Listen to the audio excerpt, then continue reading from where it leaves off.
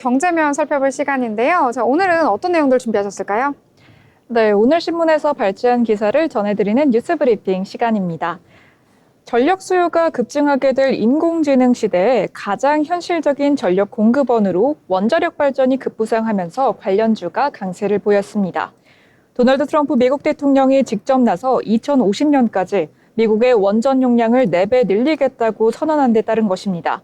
유럽연합에서도 원전 산업 재건 움직임이 커지면서 독자적 원전 기술을 보유한 한국 기업들의 기회가 더 커지고 있다는 전망에 힘이 실리고 있습니다.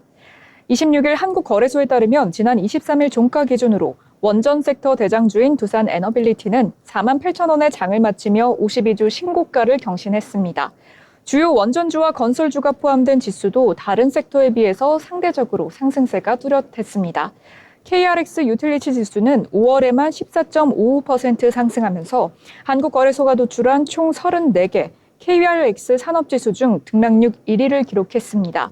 러시아산 천연가스 의존도를 낮추는 데 집중 중인 EU 각국도 그동안 방점을 두었던 탈원전 기조에서 벗어나 회귀하는 모습을 보였습니다.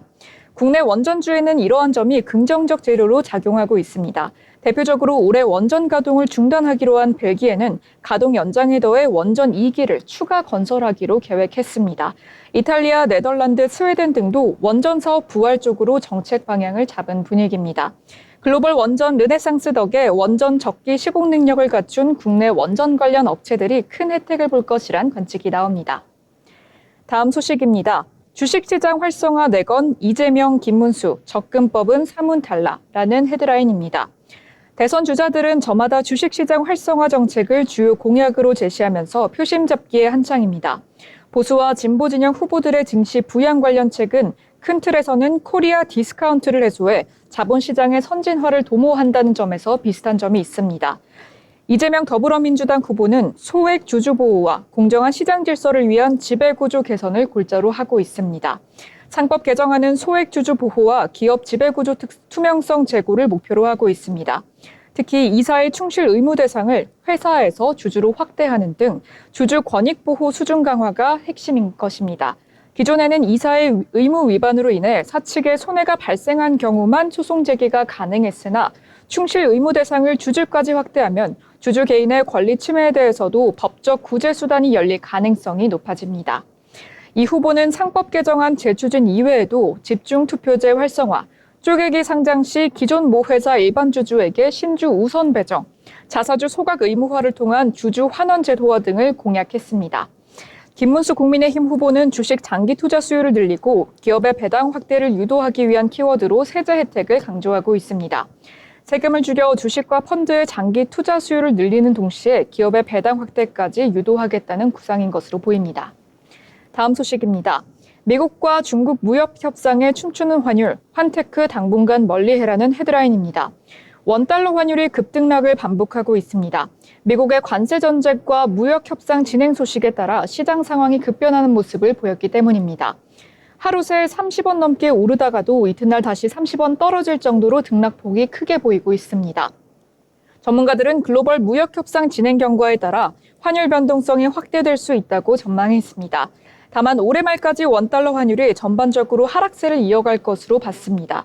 전문가는 원화 약세의 근본 원인인 미중 무역 마찰이 완화됐고 외환 시장에 영향을 미치는 요인으로 미국의 관세 정책이 6개월 넘도록 캐캐묵은 재료로 작용해 피로감이 있는 상황이라며 관세 이슈가 점차 사그라들면서 올 하반기 원달러 환율 평균값이 1,300원에서 1,370원 수준을 나타낼 것으로 예상한다고 말했습니다.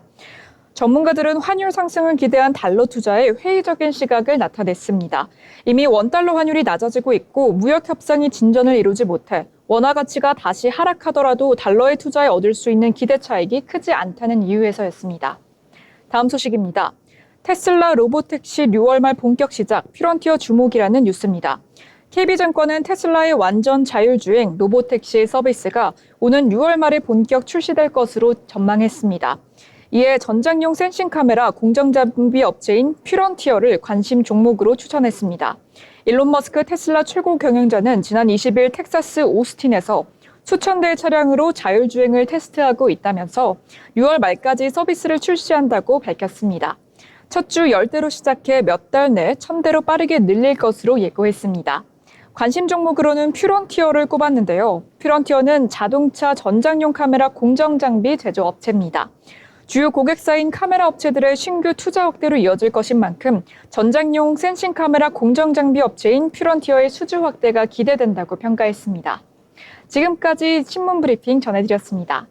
네, 여러 가지 뉴스들 잘 정리해 주셨습니다. 자, 일단 환율 같은 경우에는 점점 진정이 되고 있는 모습 나타나고 있습니다. 특히 장중에 저가 기준으로 봤을 때요. 이 지난해 10월 15일 이후 약 7개월 만에 가장 낮은 수준 오늘 기록했다라고 보실 수가 있겠고요. 이 트럼프의 여러 가지 관세 리스크 때문인지 이 달러는 점점 약세를 보이고 있는 것 같습니다. 자, 이 때문에 원화 가치가 점점 강하게 나타나고 있으니까요. 이 부분들 투자하실 때 참고하시면 좋을 것 같습니다.